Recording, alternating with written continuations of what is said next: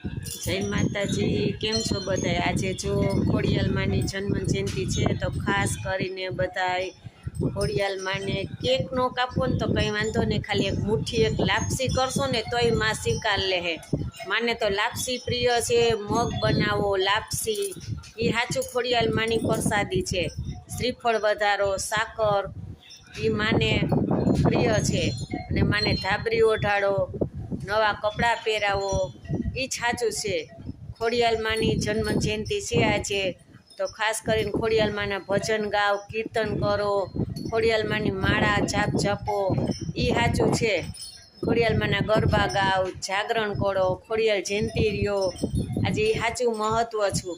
જો કેક કપાય ન કપાય તો એનો મહત્ત્વ માને નથી, માની આ તો સાચા દિલથી તમે ખાલી માનો ને ખોડિયાલમાને, એટલે ખોડિયાલમાંથી તમારો બેડો પાર થઈ જાય. પણ જે લોકો ખોડિયાલમાન માનતા હે ને એને કસોટી બહુ થાય, પણ ઉપાધિ નહીં કરવાની હો બધાને, માં જ આપણે પાર પાડશે.